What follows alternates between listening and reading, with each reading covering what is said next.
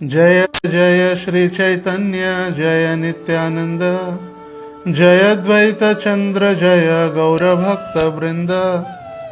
श्री चैतन्य महाप्रभु की जय।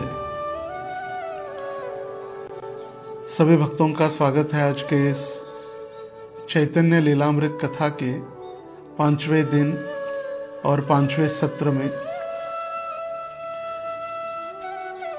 पिछले 2 दिनों से हमने चर्चा की गौड़ गणोदेश दीपिका नामक ग्रंथ से। जो कृष्ण लीला में जो भक्त थे वे चैतन्य लीला में अलग अलग भक्तों का रूप धारण करके अवतरित हुए। ब्रजेंद्र नंदन जय सची सुत होइल से बलराम होइल निताय। स्वयं श्री कृष्ण चैतन्य गौरांग महाप्रभु बने, बलराम जी नित्यानंद बने,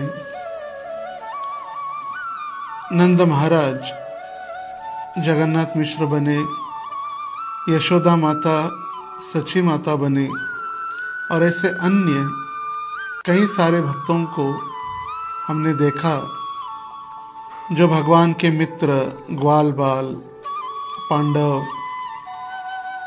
पांडु महाराज, राधा रानी की सहेलियां जिनको हम अष्ट सखियां कहते हैं वे, मंजरियां और भगवान के ग्वाल बाल मित्र, कई सारे भक्त और मंजरियां जो राधा रानी और अष्ट सखियों को सहायता करने वाली छोटी युवतियां हैं जिनको मंजरी कहा गया है। ये सारे भक्तों को हमने देखा कि चैतन्य लीला में वो कौन बनकर आए हैं। तो इन सारे भक्तों की श्रृंखला हमने चर्चा की, जैसे रामानंद राय और स्वरूप दामोदर गोस्वामी जो ललिता विशाखा है, अद्वैत आचार्य महाविष्णु और सदाशिव का रूप है, श्रीवास नारद जी है और अन्य ऐसे कई सारे भक्तों की चर्चा की। तो ये भक्त जो है कृष्ण लीला से चैतन्य लीला में अवतरित हुए। तो हमने सुना कि चैतन्य महाप्रभु स्वयं राधा और कृष्ण, वासुदेव कृष्ण, इनके एकत्रित अवतार है। हमने तो कहा कि वो भगवान स्वयं श्री कृष्ण है। भगवान कृष्ण जब भी अवतरित होते हैं तो अवतरित होने के बाद या अवतरित होने के पहले भी उनकी बहुत सारी भविष्यवाणी और सारे कार्यकलाप सर्वसाधारण मनुष्य की तरह नहीं होते। भगवान कहीं भी कभी भी कैसे भी अवतरित नहीं होते। भगवान अवतरित होने के पहले हजारों वर्ष पूर्व, लाखों वर्ष पूर्व भविष्यवाणी की जा चुकी होती है अलग अलग शास्त्रों में, देवी देवताओं द्वारा और अलग अलग पुराणों में। जैसे कोई भी आजकल हम देखते कि अवतार होने के बाद या जन्म लेने के बाद वो कहता है कि मैं कृष्ण का अवतार हूँ या मैं भगवान हूँ।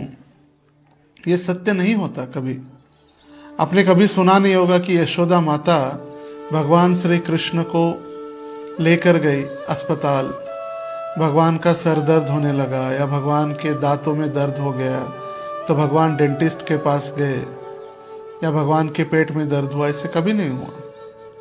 या भगवान श्री कृष्ण की लीलाओं में भगवान कृष्ण के बाल सफ़ेद हो गए या भगवान ने थोड़ा हेयर डाई लगाया, ऐसे भी नहीं हुआ। या भगवान को अपनी शक्ति को अधिक वृद्धिंगत करने हेतु भगवान को कभी जिम जाना पड़ा या व्यायाम करना पड़ा या कसरत करनी पड़ी, ऐसा भी नहीं हुआ। तो हम गौड़ीय वैष्णव है और गौड़ीय वैष्णवों के अनुसार श्री कृष्ण चैतन्य राधा कृष्ण नाहे अन्य। हमें तो पता है कि गौड़ीय वैष्णवों में यही सीख दी जाती है कि राधा और कृष्ण का एकत्रित स्वरूप मतलब चैतन्य महाप्रभु है या गौरांग महाप्रभु अवतरित हुए। तो सिर्फ गौड़ीय आचार्य ये नहीं कह रहे। हमने देखा गौड़ गणोदेश दीपिका के अनुसार कि भक्त तो अलग अलग भक्त है, ये कृष्ण लीला से है, ये अवतरित हो गए, और ये कोई सर्वसाधारण व्यक्ति नहीं है या सर्वसाधारण इनका अवतार भी नहीं है। इन सभी का अवतार या सभी का वर्णन और विशेष रूप से श्री चैतन्य महाप्रभु का वर्णन शास्त्रों में किया गया है। समग्र विश्व को विशुद्ध भगवत प्रेम से आप्लावित करने वाले श्री भगवान नाम संकीर्तन के प्रवर्तक श्री चैतन्य महाप्रभु को वैसे सारा संसार अभी जानने लगा है, मगर चैतन्य महाप्रभु का ये अवतार छन्न अवतार है। श्रील प्रभुपाद जी की कृपा से और चैतन्य महाप्रभु के अहेतु की कृपा से आज केवल बंगाल या भारत ही नहीं अपितु विश्व के कोने कोने में कृष्ण नाम संकीर्तन की मधुर ध्वनि गूंज रही है। सांसारिक विषय भोगों में प्रमत्त रहने वाले पाश्चात्य देशों के अगणित शिक्षित युवक युवतियां भी आज लोक लज्जा का पूर्ण रूपेण परित्याग कर सब प्रकार से सदाचार ग्रहण कर घर घर में, गली गलियों में, नगर नगरों में मृदंग और करताल के साथ भाव विभोर होकर कृष्ण नाम का कीर्तन कर रहे हैं। आज से लगभग 536 वर्ष पूर्व श्री चैतन्य महाप्रभु कलयुग के पावन अवतारी वो इस पृथ्वी पर अवतरित हुए, और हमने सुना वही कृष्ण है, राधा रानी का एकत्रित स्वरूप है। मगर आज हम चर्चा करेंगे ऐसे अनगिनत असंख्य शास्त्र है, पुराण है, जो चैतन्य महाप्रभु के अवतार के हजारों वर्ष, लाखों वर्ष पूर्व लिखे गए, जिनका वर्णन हुआ शास्त्रों का, पुराणों का, और उन शास्त्र और पुराणों में चैतन्य महाप्रभु की भगवत्ता या चैतन्य महाप्रभु कृष्ण है, इसका वर्णन हम प्राप्त कर सकते हैं। ऐसे नहीं कि श्रील प्रभुपाद जी कहे इसीलिए वे कृष्ण हैं, या भक्ति सिद्धांत सरस्वती ठाकुर कहे इसीलिए वे कृष्ण नहीं। महाप्रभु 536 वर्ष पूर्व अवतरित होने के पहले महाभारत, श्रीमद् भागवत, 5000 वर्ष पूर्व श्रीमद् भागवत में अलग अलग पुराणों में, स्कंद पुराण, मार्कंडेय पुराण, अलग अलग पुराणों में चैतन्य महाप्रभु के अवतार के विषय का वर्णन है। चैतन्य महाप्रभु कितने वर्ष पहले अवतरित हुए? 536, और अवतार का वर्णन है हजारों वर्ष पूर्व। इसका मतलब वे सही में भगवान है। यदि कोई हमें कहता है कि हम भगवान हैं या भगवान कृष्ण के अवतार है, तो हम उनसे सबसे पहला प्रश्न पूछ सकते हैं, आपका वर्णन कौन से शास्त्रों में बताइए, या आपकी भविष्यवाणी किन किन शास्त्रों में की गई है बताइए। अगर भविष्यवाणी नहीं है, चलो ठीक है, आप अपने 7 वर्ष की आयु में भगवान श्री कृष्ण ने गोवर्धन पर्वत धारण किया, आपने क्या धारण किया? भगवान कभी बूढ़े नहीं हुए, भगवान कभी अस्पताल नहीं गए, भगवान को कभी शारीरिक कोई कष्ट नहीं हुए, तो ऐसा कोई है भगवान? नहीं। जो स्वयं को भगवान घोषित करते हैं, उनका वर्णन कहीं ना कहीं शास्त्रों में होना चाहिए। जैसे महाप्रभु ने भविष्यवाणी की, पृथ्वी ते याछे जत नगर आदि ग्राम, सर्वत्र प्रचार होइबे मोर नाम। पृथ्वी ते आछे जत मतलब पृथ्वी के ऊपर जितने भी, जत मतलब जितने भी, नगर आदि ग्राम, नगर और ग्राम है, शहर और गांव, सर्वत्र मतलब हर जगह, प्रचार होइबे मेरे प्रचार होगा, मोर नाम, मेरे नाम का। मेरा नाम मतलब कृष्ण का नाम। श्री कृष्ण चैतन्य राधा कृष्ण नाहे अन्य। ब्रजेंद्र नंदन श्री कृष्ण श्रीमती राधा रानी के भाव और कांति को धारण कर चैतन्य महाप्रभु के रूप में प्रकटित है। वेद, उपनिषद, उपपुराण, महाभारत एवं महापुरुषों द्वारा रचित ग्रंथों में श्री चैतन्य महाप्रभु की स्वयं भगवत्ता के प्रमाणों का भूरी भूरी उल्लेख है। मतलब ऐसे कई सारे शास्त्रों में बहुत बड़ी मात्रा में, भूरी भूरी मतलब बहुत बड़ी मात्रा में उनका उल्लेख किया गया है।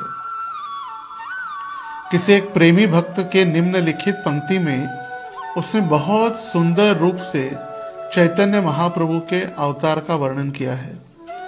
भाव राधिका माधुरी आस्वादन सुख काज, जयति कृष्ण चैतन्य जय कलि प्रकटे ब्रजराज। मतलब भाव राधिका माधुरी, भाव चैतन्य महाप्रभु का क्या है? श्रीमती राधा रानी का है। आस्वादन सुख काज, और आस्वादन क्या करने हैं? स्वयं का कार्य करने से, मतलब भक्ति करने से क्या प्राप्त होगा इसका आस्वादन करने आए हैं। जयति कृष्ण चैतन्य जय, जय किसकी जय हो? श्री कृष्ण चैतन्य की जय हो। कली प्रकटे ब्रजराज, और ब्रजराज मतलब वृंदावन के राजा, ब्रज राज मतलब राजा, वृंदावन के राजा कलियुग में प्रकट हो गए हैं। शास्त्रीय प्रमाणों के अतिरिक्त समसामयिक विद्वत महानुभाव एवं परम सिद्ध महात्माओं ने चैतन्य महाप्रभु की स्वयं भगवत्ता की प्रत्यक्ष उपलब्धि करके स्वचरित ग्रंथों और स्वतः स्तुतियों में इसका उल्लेख किया है। उसमें से सारोम भट्टाचार्य, श्री स्वरूप दामोदर, रामानंद राय, रूप सनातन, रघुनाथ दास गोस्वामी, जीव गोस्वामी इत्यादि आदि 6 गोस्वामी गण, विठलेश्वर आचार्य, प्रबोधानंद सरस्वती, कवि कर्णपुर, वृंदावन दास ठाकुर, कृष्णदास कविराज गोस्वामी, इनका नाम विशेष उल्लेख किया गया है। चैतन्य महाप्रभु को कुछ लोग भक्त समझे, कुछ लोग प्रेमी भक्त, कुछ लोग महापुरुष और कुछ लोग आवेश अवतार या अंशावतार आदि भी कहते हैं। जैसे महाराज जी वर्णन करते हैं कि जब वो पाठशाला में पढ़ रहे थे तो वर्णन आता है कि जैसे महाराष्ट्र में संत तुकाराम, गुजरात में नरसिंह मेहता और कर्नाटक में कनकदास, ऐसे अलग अलग संत जैसे हुए, तो उसी प्रकार पश्चिम बंगाल में चैतन्य महाप्रभु नाम के संत हुए। ये पाठशाला में पढ़ाया जाता है। मगर इतना ही नहीं, चैतन्य महाप्रभु उससे भी आगे, वो भक्त भी है और भगवान भी है। इन लोगों की निजी मान्यता के विरुद्ध हम ज्यादा तो कुछ नहीं कह सकते, फिर भी जगत कल्याण के लिए यथार्थ तत्व को प्रकाशन में लाना अत्यावश्यक है। जो आचार्यों ने प्रकाशन किया या लोगों के सामने प्रकाशित किया कि चैतन्य महाप्रभु किस प्रकार भगवान है और चैतन्य महाप्रभु की भगवत्ता किस प्रकार है, इसका वर्णन कई सारे शास्त्रों में हमें प्राप्त होता है। तो चैतन्य महाप्रभु कोई सर्वसाधारण व्यक्ति तो है नहीं, और जैसे हमने कहा कि साधारण व्यक्ति भी नहीं है और साधारण भक्त भी नहीं है। ये एक विशेष भगवान का स्वरूप है। जो भगवान का स्वरूप स्वयं भगवान श्री कृष्ण के रूप में अवतरित हुए श्री चैतन्य महाप्रभु, जो श्री कृष्ण के अवतार है, उनका अवतार का सबसे महत्वपूर्ण कारण हम देखेंगे आगे चलकर, चैतन्य महाप्रभु के अवतार के अंतरंग कारण, बहिरंग कारण कौन से हैं, मगर मुख्य कारण भगवान श्री कृष्ण के प्रत्यक्ष आदेश तथा भगवत गीता के उपदेशों के बावजूद दुर्भाग्यवश अल्पज्ञानी लोग भ्रम के कारण उन्हें केवल एक महान ऐतिहासिक व्यक्ति मान लेते हैं। कृष्ण को कोई भक्त छोड़कर कोई साधारण व्यक्ति भगवान नहीं मानता, लगता है कि कोई ऐतिहासिक इतिहास में वर्णन किया गया व्यक्ति है या एक मायावी पुरुष है। जैसे दुर्योधन को भी लगता था कि कृष्ण एक मायावी है, अतएव वे उन्हें आदि भगवान के रूप में स्वीकार नहीं कर सकते। ऐसे अल्पज्ञ लोग अनेक अभक्तों द्वारा गुमराह किए जाते हैं। इस प्रकार बड़े बड़े विद्वानों तक भगवान के उपदेशों की गलत व्याख्याएं की। जैसे तिलक पहुंचे, लोकमान्य तिलक अपने कारागृह में उन्होंने लिखा, वर्क इज वर्शिप, काम ही पूजा है, काम करना ही पूजा है, बस भगवत गीता का सार। भगवान श्री कृष्ण के अंतर्धान मतलब स्वधाम उपगते धर्म ज्ञानादि भी सह। भगवान स्वधाम जाने के बाद बहुत सारे लोगों ने अपने अलग अलग सैकड़ों टीकाएं लिखी और वे सैकड़ों टीकाएं अपने अपने बुद्धि के अनुसार उन्होंने लोगों के सामने प्रस्तुत किए। भगवान चैतन्य महाप्रभु साक्षात कृष्ण हैं, किंतु इस बार वे जन सामान्य को तथा साथ ही साथ धर्मविदों एवं दार्शनिकों को समस्त कारणों के कारण आदि भगवान श्री कृष्ण की दिव्य स्थिति के विषय में उपदेश देने के लिए एक महान भगवत भक्त के रूप में प्रकट हुए हैं। देखिए 5,500 वर्ष पूर्व, 5,250 वर्ष पूर्व भगवान श्री कृष्ण अवतरित हुए। उस समय स्वयं भगवान श्री कृष्ण भगवान हैं और वो कह रहे कि मैं भगवान हूं। श्री भगवान उवाच, भगवान भगवत गीता में कहते कि मुझे प्रणाम करो, नमस्करोमि, मुझे प्रणाम करो, मुझे भोग लगाओ, मेरा स्मरण करो। सारा भगवान ने छाती पर हाथ ठोक के बोल दिया है कि मैं भगवान हूं। बाकी तो अलग अलग, जैसे मोहम्मद पैगंबर, जेजू यीशु ख्रिस्त, वो कहे मैं भगवान का संदेशवाहक हूं, मैं भगवान का पुत्र हूं, मगर भगवान श्री कृष्ण कहे मैं भगवान हूं। और जो कह रहा है मैं भगवान हूं, भगवान ने अपनी पूरी गीता अर्जुन के माध्यम से सारे विश्व को प्रदान की, फिर भी लोग उनको भगवान नहीं समझ पा रहे या भगवान के रूप में उनको किसी ने स्वीकार नहीं किया। अज्ञानी और मनोकल्पित जिन्होंने टीकाएं लिखी, उन्होंने कभी भगवान को भगवान के समान उन्होंने स्वीकार नहीं किया। श्रील प्रभुपाद जी कहा करते थे, you shut up, let Krishna speak. ये मूर्ख लोगों जो टीका टिप्पणी कर रहे हो, शांत रहो, मुंह बंद करो अपना, भगवान को बोलने दो। क्योंकि कई लोग अपना अपना मतांतर ही लिखते और भगवान के भगवत गीता की टीका के रूप में लोगों के सामने उसको प्रदान करते। तो जहां भगवान श्री कृष्ण ही भगवान के रूप में उनको स्वीकार नहीं किया, तो चैतन्य महाप्रभु को कैसे स्वीकार करेंगे? ये तो छन्न अवतार है। छन्न मतलब छुपा हुआ, छन्न अवतार मतलब जिसको भगवान श्री कृष्ण छुपाकर एक सर्वसाधारण भूमिका का वर्णन कर रहे हैं, एक सर्वसाधारण भक्त की भूमिका निभा रहे हैं। तो अभी हम देखते हैं कि कौन से शास्त्रों में चैतन्य महाप्रभु का भगवान के रूप में या चैतन्य महाप्रभु के अवतार के विषय में, चैतन्य महाप्रभु के इस रूप के विषय में ऐसे कई सारे अनगिनत ग्रंथ है। उसमें से कुछ गिने चुने पुराणों और शास्त्रों को आज हम चर्चा करेंगे।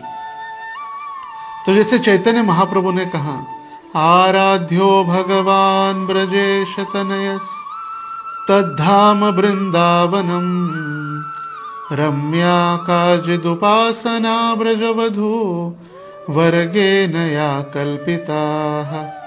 श्रीमद्भागवतं प्रमाणममलं प्रेमां पुमार्थो महान् श्रीचैतन्यमहाप्रभो मतमिदं तत्रादराणा न परः।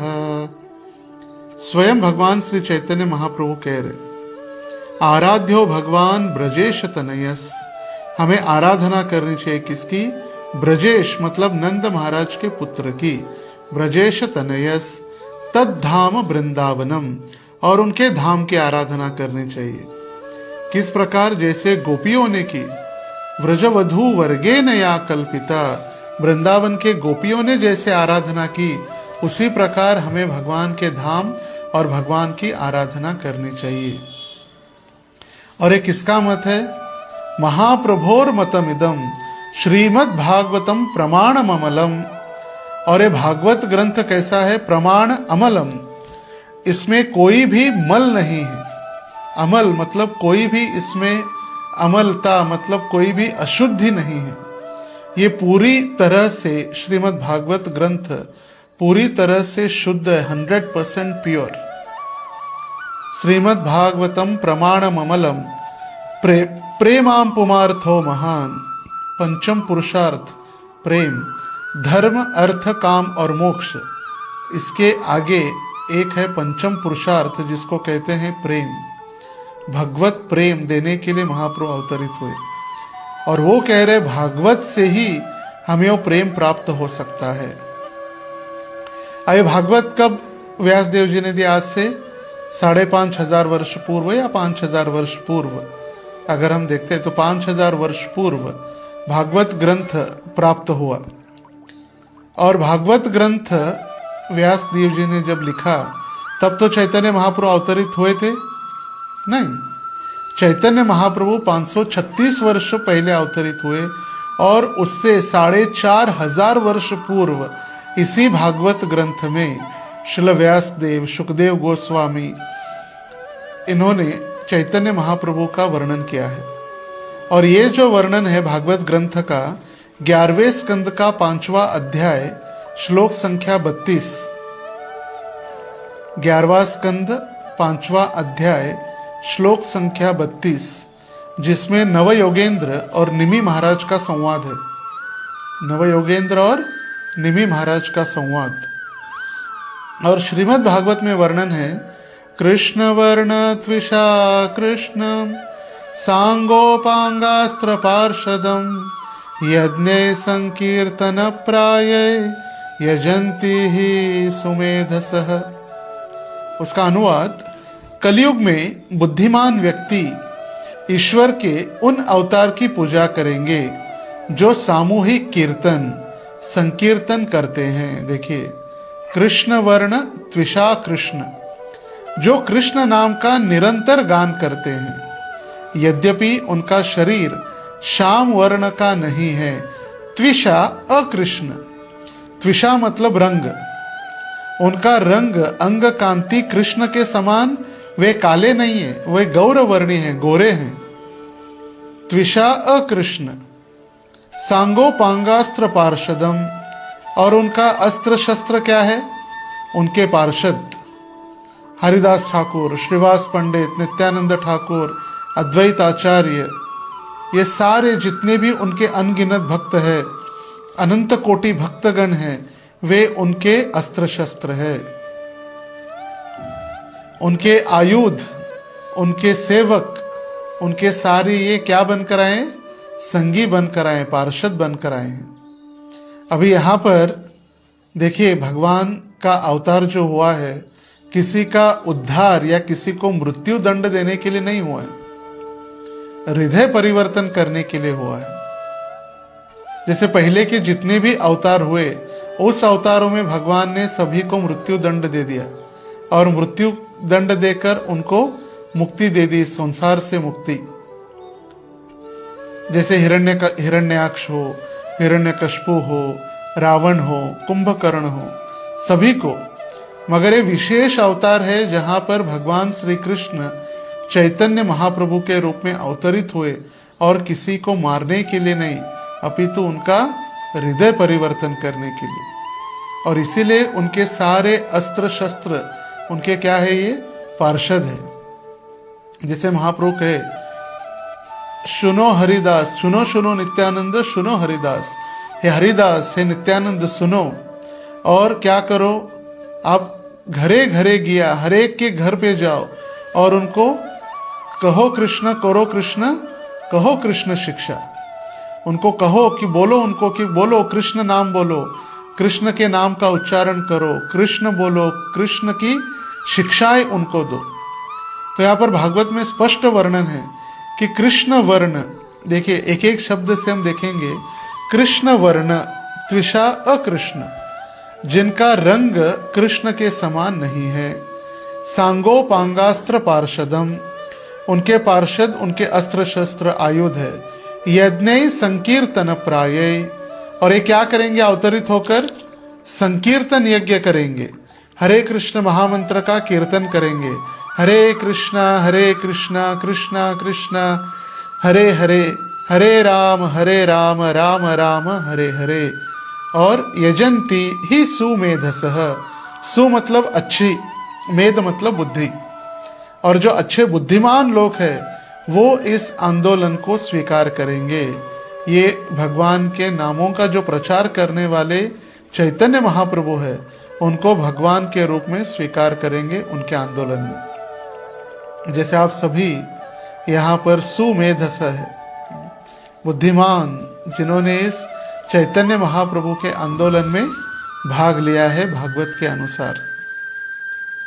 वायु पुराण में वर्णन किया गया है, वायु पुराण में वर्णन है, कलौ संकीर्तनारंभे भविष्यामि सची सुतः, कलयुग में मैं जब संकीर्तन आंदोलन का शुभारंभ होगा तब मैं सची देवी के पुत्र में अवतरित होऊंगा। कौन कह रहा है?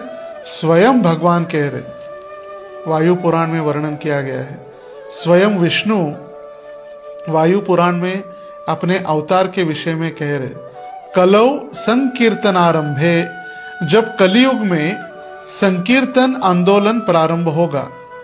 जो संकीर्तन आरंभ हुआ कहाँ? यही मायापुर धाम में, द लैंड ऑफ कीर्तन जिसको कहा गया है। कौन सी भूमि है? कीर्तन की भूमि, द लैंड ऑफ कीर्तन। भविष्यामि सची सुतः, और मैं अवतरित होऊंगा किसके रूप में? शची माता के रूप में। देखिए भगवान अभी वायु पुराण में कह रहे, सची माता के पुत्र से अवतरित हुए 500 वर्ष पूर्व। वायु पुराण लाखों वर्ष पूर्व, लाखों वर्ष पूर्व ही भगवान ने कह दिया है कि मैं सची माता का पुत्र बनकर अवतरित होऊंगा। एग्जैक्ट ये वायु पुराण, स्कंद पुराण की हम गणना नहीं कर सकते, अपितु ये लाखों वर्ष पुराने हैं। श्रुति स्मृति पुराण आदि ये ग्रंथ, ये सारे शास्त्र हमारे भक्ति में प्रगति करने के लिए हमें प्रदत्त किए गए हैं। श्रुति स्मृति पुराण आदि पंचरत्रिम विधिम विना एकांतिकी हरेर भक्ति उत्पातै वही कल्पते। ये श्रुति स्मृति पुराण ये हमें भगवान को समझने के लिए, वेदाहमेतम पुरुषम महांतम, वेद का अर्थ ही है या वेद का अंत या वेद का निष्कर्ष है भगवान श्री कृष्ण को समझना। भक्ति वेदांत, वेदों का अंत क्या है? भगवान की भक्ति, और ये भगवान की भक्ति ही वेदों का अंत है। और इसीलिए हम देख पा रहे कि स्वयं भगवान श्री कृष्ण या नारायण, उन्होंने वायु पुराण के अनुसार क्लियर है यहाँ पर, कलौ संकीर्तनारंभे भविष्यामि सची सुतः। कलयुग में भगवान आए, संकीर्तन का आरंभ भी किए, और सची सुत मतलब सची माता के पुत्र बनकर भी आए। ये सुत मतलब टेक्सटाइल का सुत नहीं है, ये सुत मतलब पुत्र है। सुत मतलब पुत्र। कृष्ण यामल तंत्र नामक एक ग्रंथ है, कृष्ण यामल, उसमें वर्णन प्राप्त होता है, पुण्य क्षेत्रे नवद्वीपे भविष्यामि सची सुतः। देखिए कृष्ण यामल मंत्र तंत्र, क्षमा कीजिए, कृष्ण यामल तंत्र। मैं नवद्वीप की पवित्र भूमि में सची देवी के पुत्र के रूप में प्रकट होऊंगा। यहां पर कोई व्यक्ति, सभी भक्तों से निवेदन है जो भी कथा श्रवण कर रहे, एक समय में एक कार्य करें। अगर जप करना महत्वपूर्ण आपको लग रहा है तो क्लास को विराम देते हुए आप जप करें। अगर कथा सुननी है तो जप माला को बाजू में रखें। निताई चंद्र प्रभु। पुण्य क्षेत्रे नवद्वीपे भविष्यामि सची सुतः। मैं नवद्वीप की पवित्र भूमि में शची देवी के पुत्र में प्रकट होऊंगा। आगे ब्रह्म यामल तंत्र नामक ग्रंथ है, उसमें वर्णन प्राप्त है।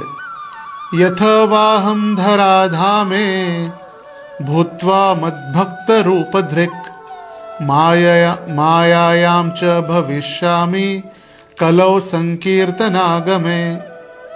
कभी कभी मैं पृथ्वी पर भक्त के रूप में प्रकट होता हूँ। विशेषतया कलियुग में मैं संकीर्तन आंदोलन का प्रारंभ करने के लिए शची के पुत्र के रूप में प्रकट होता हूँ। देखिए, लाखों वर्ष पूर्व, हजारों वर्ष पूर्व वर्णन है। इसीलिए ये चैतन्य महाप्रभु का जो आंदोलन है या हरे कृष्ण आंदोलन है, ये कोई विदेशी आंदोलन या प्रभुपाद जी के द्वारा तैयार किया गया, या प्रभुपाद जी ने भगवान को कृष्ण समझ दिया, या प्रभुपाद जी ने कहा कि केवल आनंद कंद निताई गौरचंद्र ये स्वयं कृष्ण है, नहीं। ये भगवान के द्वारा प्रदत्त लाखों वर्ष पूर्व उनके अनेक ग्रंथों में उनकी व्याख्या हम प्राप्त कर सकते हैं। ये कोई आज किया गया नियम नहीं है। जैसे कभी कभी भक्तों को लगता है ये 4 नियम जो है ये इस्कॉन वालों ने तैयार किए हैं या हरे कृष्णा वालों ने तैयार किए हैं।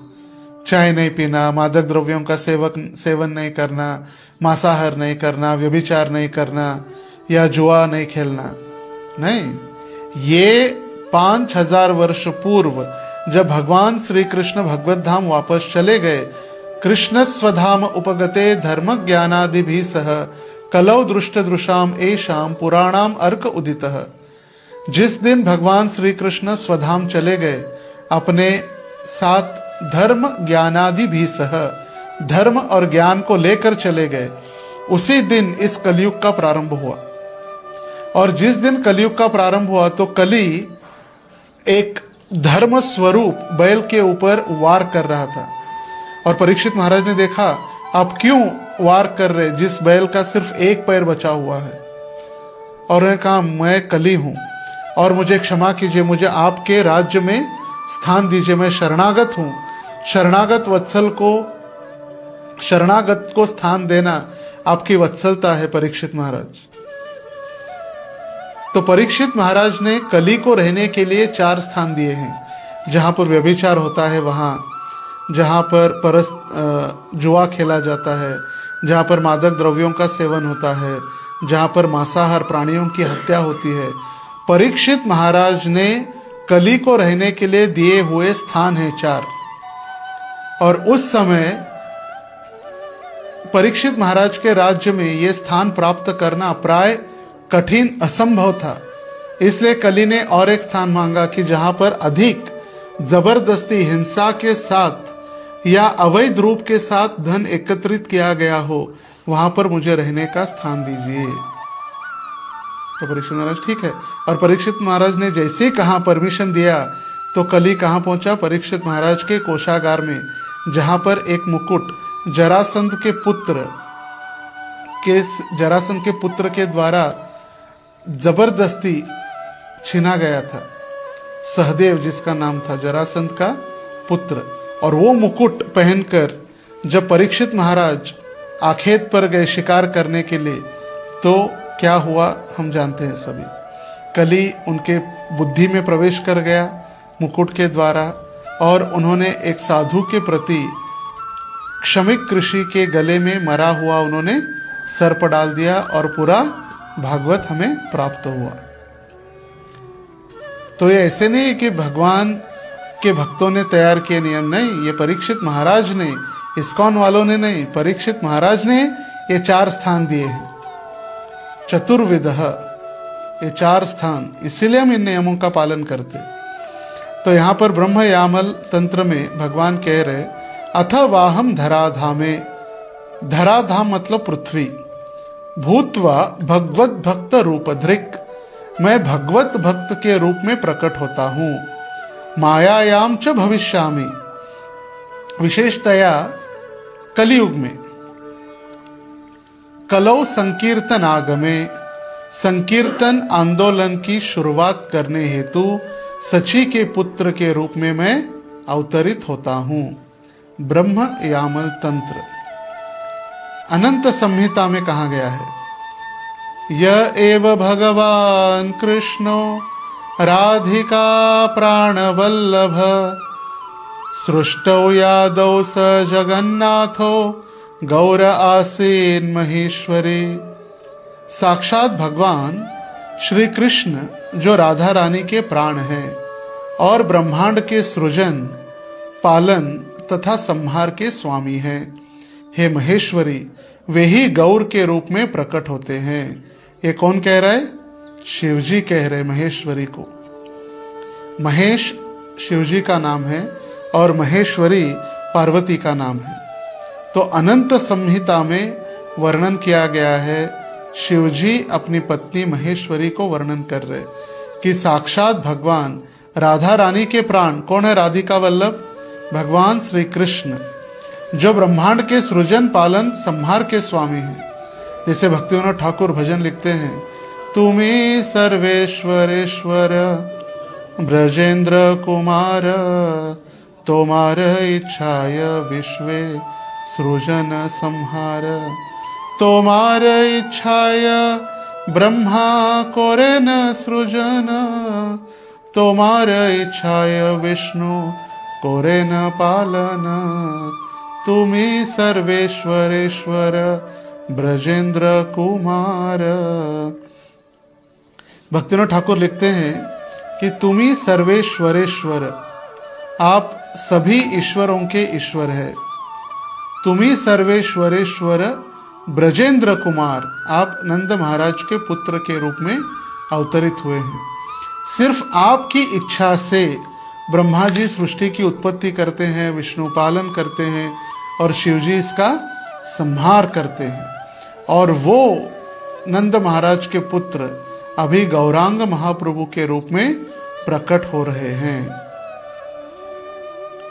भागवत पुराण जो भागवत ग्रंथ है, उसके 7वें स्कंद के 9वें अध्याय के 38वें श्लोक में भी वर्णन है। 7वां स्कंद 9वां अध्याय श्लोक संख्या 38। इत्यमृतीर्य गृषिदेव झषावतारे, लोकान् विभावयसि हंसि जगत् प्रतीपान्, धर्मं महापुरुषपासि युगानुवृत्तं, छन्नः कलौ यद्भवस्त्रियुगोऽथ सत्वम्। हे प्रभु, आप मनुष्यों, पशुओं, देवताओं, ऋषियों, जलचरों इत्यादि के परिवारों में अनेक अवतार लेकर संसार के सारे शत्रुओं का विनाश करते हैं। मनुष्य में बनकर आए प्रभु रामचंद्र, पशु में मीन बनकर आए और ऋषियों में वामन बनकर आए। भगवान सभी अवतार लेते और विचित्र अवतार नरसिंह जैसे भी भगवान लिए। तो इस तरह आप संसार को दिव्य ज्ञान से प्रकाशित करते हैं। हे महापुरुष, आप कलियुग में कभी कभी प्रच्छन्न अवतार के रूप में प्रकट होते हैं। प्रच्छन्न या छन्न मतलब छुपा हुआ, प्रच्छन्न मतलब छुपा हुआ अवतार। इसीलिए आप त्रियुग, केवल 3 युगों में प्रकट होने वाले कहलाते हैं। भगवान का नाम एक है त्रियुगी, जो तीनों युगों में प्रकट होते हैं।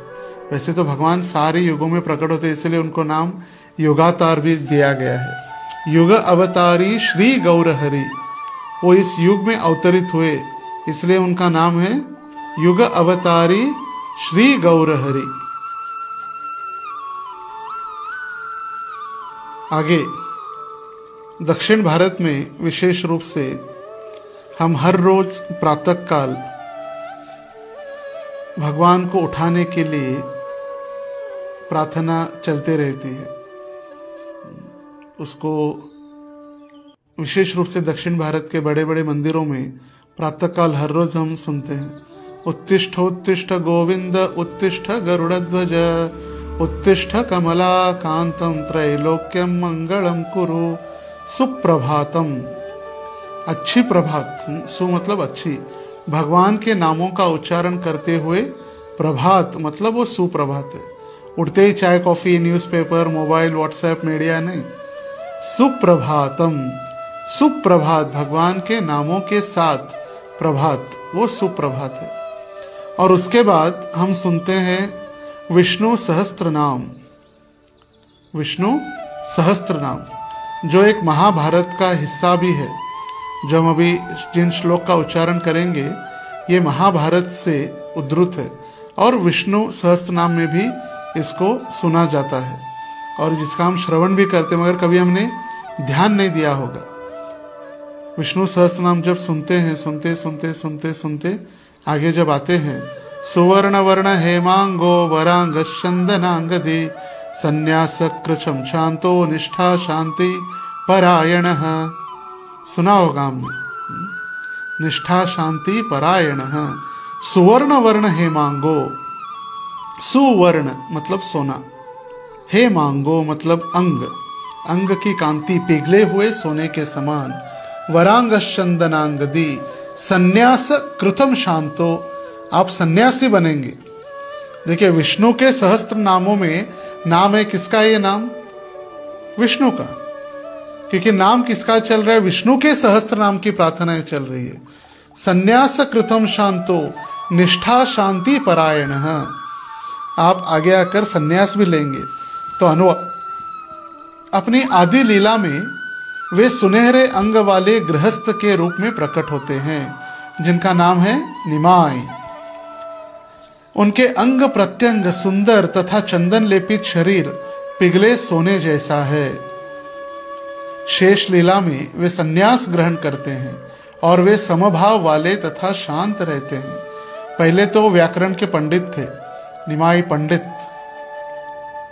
व्याकरण पढ़ाते थे और सबको परेशान भी करते थे। मगर जब दीक्षा हुई तो दीक्षा के बाद वो तो एकदम उन्मत्त पागल जैसे रहने लगे।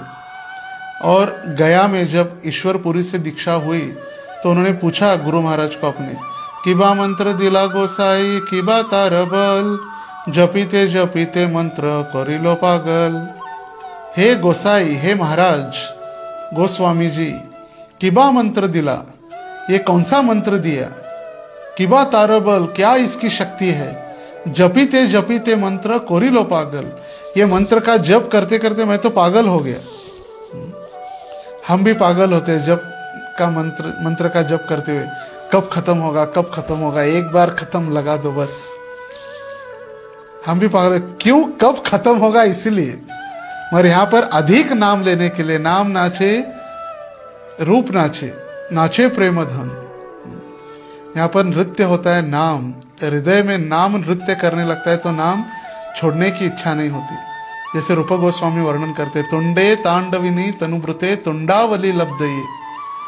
रूप गोस्वामी कहते हैं मुझे लाखों मुख हो और लाखों कान हो, जिन लाखों मुखों से मैं भगवान का नाम उच्चारण करूं, लाखों मुखों से, लाखों कानों से मैं उसका श्रवण करूं। और ऐसे उन्मत्त बने हैं।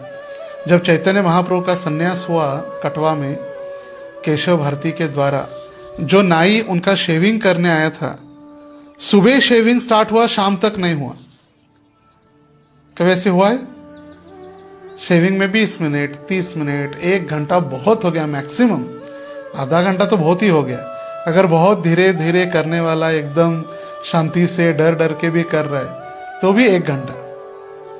क्योंकि महाप्रभु के इतने सुंदर घुंघरालू बाल थे कि वो बालों को देखकर, महाप्रभु का सुंदर गौर वर्ण देखकर, जैसे वो ब्लेड लेकर रेजर हाथ में लेता, और महाप्रभु के बालों के पास जाता, मूर्छित होकर गिर जाता महाप्रभु का सुंदर रूप देखकर। ये नाई तो पूरा दिन चला यही।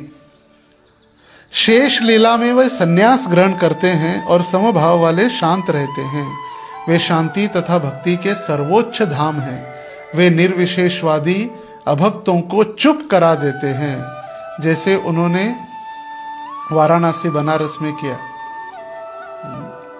हजारों मायावादी एक साथ सबको महाप्रभु ने भक्त बना दिया, मायावादियों को। मायावादी कृष्ण अपराधी, मायावाद भाष्य सुनि लो हैल सर्वनाश। मायावाद का जो भाष्य सुनते हैं उसका सर्वनाश हो जाता है, इसलिए उनका मुंह चुप कराने के लिए वे अवतरित हुए हैं। देखिए, विष्णु सहस्त्र नाम में महाभारत में इनका वर्णन मिलता है। सुवर्ण वर्ण हेमांगो वरांग चंदनांगदी संन्यास कृत शम शांतो निष्ठा शांति परायण। तो आपके लिए होमवर्क है, जब आप कल प्रातः काल में ये विष्णु सहस्त्रनाम सुनेंगे तो ध्यान से सुनिए। श्लोक आपको सुनाई देगा जिसमें महाप्रभु के अवतार का वर्णन है। चैतन्य उपनिषद में कहा गया है। अभी चैतन्य उपनिषद चैतन्य महाप्रभु के बाद लिखा हुआ नहीं है। ये उपनिषद, पुराण, उपपुराण, ये तो लाखों वर्ष पूर्व ही है। चैतन्य उपनिषद नंबर 5 में वर्णन मिलता है, गौर सर्वात्मा महापुरुषो महात्मा महायोगी त्रिगुणातीत सत्वरूपो भक्तिम लोके काश्यति। भगवान गौर जो सर्वव्यापी परमात्मा है। कृष्ण परमात्मा है तो गौरांग महाप्रभु परमात्मा है कि नहीं? प्रश्न है, परमात्मा है कि नहीं गौरांग महाप्रभु? सोच रहे कि है कि नहीं। हाँ बोलेंगे तो क्या होगा, गलत होगा क्या, और नहीं बोलेंगे तो प्रश्न पूछा जाएगा क्या? हाँ, क्योंकि वही जय गौर से ही कृष्ण से ही जगन्नाथ, जय गौर से ही कृष्ण जय श्री राम, वही विष्णु है, वही परमात्मा भी है, सर्वव्यापी परमात्मा है। वे उन महान संत तथा शक्तिशाली योगी के रूप में प्रकट होते हैं जो त्रिगुणातीत और दिव्य कर्म के प्रतीक है। वे सारे विश्व में भक्ति संप्रदाय का प्रचार और प्रसार करते हैं। त्रिगुणातीत सर्वरूपो भक्तिम लोके काश्यति। पूरे विश्व भर में वो प्रचार करते हैं कौन सा? भक्ति संप्रदाय।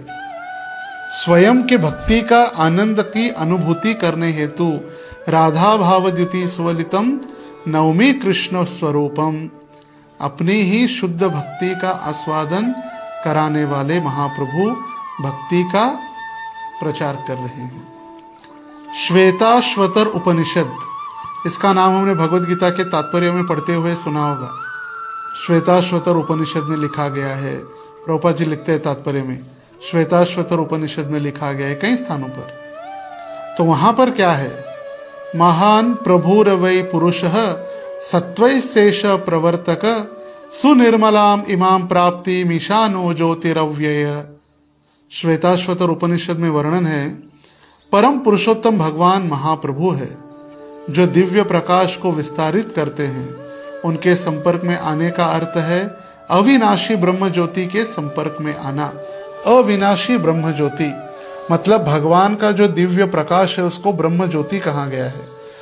और जो एक बार भगवान के संपर्क में आता है तो ब्रह्म ज्योति में लीन होने की इच्छा नहीं करता। मायावादी कृष्ण अपराधी जो हम सुने, ये मायावादी उस ब्रह्म ज्योति में लीन होने की इच्छा करते, मगर भक्त नहीं। भक्त इच्छा करते सदैव भगवान श्री कृष्ण की सेवा हमें मिलते रहे। मम जन्मनि जन्मनीश्वरे भगवत भक्तिर अहेतुकी त्वयि। बिना कोई हेतु के हमें भगवत भक्ति प्राप्त हो।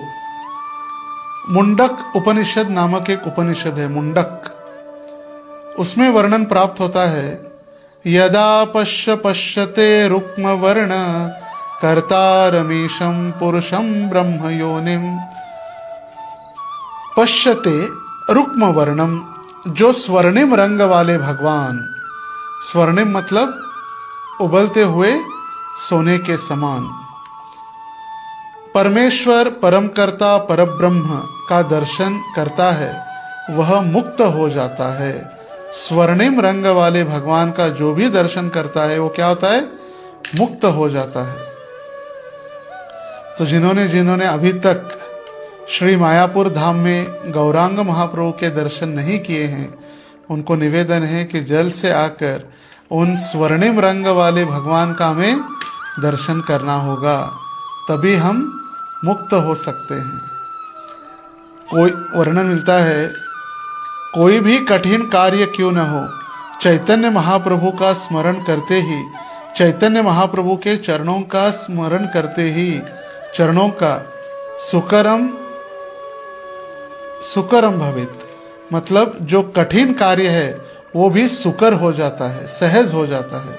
और जो व्यक्ति चैतन्य महाप्रभु के चरणों का स्मरण नहीं करता, उसके लिए सुकरम दुष्करम भवित, उसके लिए साधारण कार्य भी बहुत कठिन हो जाता है। इसलिए जल्द से जल्द चैतन्य महाप्रभु का दर्शन करने हमें नवद्वीप धाम आना चाहिए। यहाँ पर जो नवद्वीप धाम में चैतन्य महाप्रभु का विग्रह है वो लाइफ साइज है, लाइफ साइज, मतलब ओरिजिनल चैतन्य महाप्रभु के हाइट, उनकी बाहु तुले घुटनों तक उनके हाथ जो थे उनके अनुसार एग्जैक्ट वर्णन है। ये कोई बड़े नहीं है, महाप्रभु की ओरिजिनल हाइट उनकी पर्सनालिटी के अनुसार ही वो विग्रह बनाए हुए हैं। कुंभकोणम से बने हैं विग्रह दक्षिण भारत में, और कुंभकोणम से बनकर फिर श्रीधाम मायापुर में आए हैं। तो जल्दी से आना है। तो हमें इन सभी का वर्णन जो प्राप्त हुआ मुक्त होने के लिए, कैसे मुक्त हो सकते हैं? भगवान ने स्वयं अपने नामों का जप करने के लिए कहा है। यज्ञ संकीर्तन प्राय यजंती ही सुमेधसः। सुमेधस मतलब बुद्धिमान बनना है। और कैसे बुद्धिमान बन सकते हैं हम? कैसे मुक्त हो सकते हैं? भगवान के पवित्र नाम का कीर्तन करते हुए या नामस्मरण करते हुए। तो जब हम नामस्मरण करते हैं, विशेष रूप से 3 प्रकार के नामस्मरण होते हैं। एक है मानसिक। मानसिक मतलब मन ही मन में हरे कृष्ण महामंत्र का उच्चारण करना, जो हमारे लिए नहीं है। हम मन ही मन में जप करेंगे तो सो जाएंगे, जप करते करते कब सो जाते पता नहीं, और मन ही मन में करेंगे तो पता नहीं फिर क्या होगा। एक है मानसिक, जो हमारे लिए नहीं है। दूसरा है वाचिक या शाब्दिक, जिसको कहा गया है। वाचिक मतलब अपने मुख से स्पष्ट रूप से भगवान का नाम उच्चारण करते हुए कानों तक उसका आवाज पड़े, जिसको कहा गया वाचिक। हरे कृष्ण कृष्ण कृष्ण हरे हरे, हरे राम राम राम हरे हरे। हमें सुनना है, दूसरों को नहीं सुनना है। हरे कृष्ण हरे राम राम राम राम नहीं, अपने आप को सुनने के लिए स्वयं अपने मुख से कान तक आवाज पहुंचे स्पष्ट रूप से, उसका श्रवण करना, सुनना महत्वपूर्ण है शाब्दिक या वाचिक जप में। और तीसरा है सम्यक रूपेण कीर्तन। सम्यक रूपेण मतलब सभी भक्त एकत्रित आकर जोर जोर से भगवान नाम का उच्चारण करना। तो ये 3 पद्धति से नाम होता है, जिसको कहा गया है कीर्तन। कीर्तन करना, श्रवण करना, ये नाम उच्चारण जप, सुनना, और तीसरा उसको गिनना। कई सारे भक्त जप को गिनते नहीं है।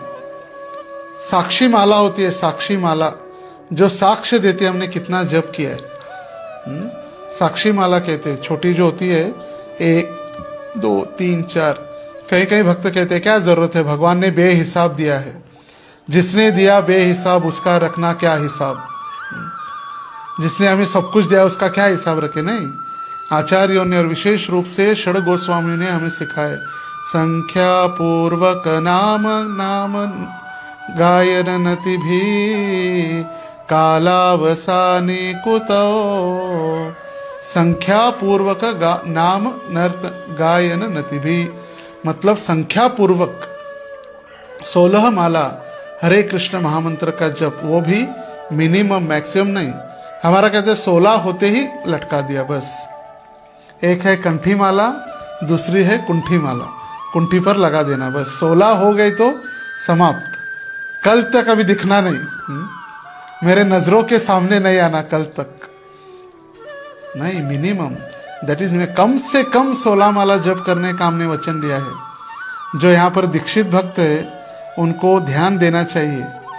हमने अपने श्रील गुरुदेव गुरु महाराज को वचन दिया है कि हमने क्या वचन दिया है, कम से कम 16 माला जप करने का हमने वचन दिया है मिनिमम। इसलिए कम से कम 20-25 करना अच्छा है, मिनिमम 16 राउंड्स, जिससे हम इस हरे कृष्ण महामंत्र के उच्चारण से हम भगवान चैतन्य महाप्रभु की असीम अनुकंपा प्राप्त कर सकते हैं और हम सही में बुद्धिमान हो सकते हैं। तो ये जैसे हमने कहा, कीर्तन जप करते हुए वाचिक शब्द को उच्चारण करना, जिसको कीर्तन, सुनना मतलब श्रवण, और ध्यान पूर्वक उसको संख्या के द्वारा गिनना, और जप करने के पहले चैतन्य महाप्रभु और पंच तत्व को प्रार्थना करना। ये हरे कृष्ण महामंत्र हमारे मुख से शुद्ध रूप से, हृदय से हमारे मुख में प्रकट हो। नाम तो हृदय लेता है, हृदय के अंदर जो आत्मा है वो नाम लेती है। जैसे जब हम खाते हैं, सुष्टि, तुष्टि, पुष्टि, संतुष्टि, ये तीनों होता है। जब हम भोजन करते हैं तो हमें आनंद भी आता है, तुष्टि, पुष्टि, शक्ति भी मिलती है और संतुष्टि भी होती है। तो उसी प्रकार जो खाने का जो भोजन पदार्थ है वो शरीर के लिए है, मगर आत्मा का आहार है ये हरे कृष्ण महामंत्र या भगवान का नाम, ये आत्मा का आहार है। शरीर के लिए कभी कभी अच्छा नहीं लगता, अरे यार बस हो गया ना, कितना जप करे। सुबह सुबह रोज मंगल आरती में तो हम आएंगे मगर जाके फिर सो जाएंगे बस।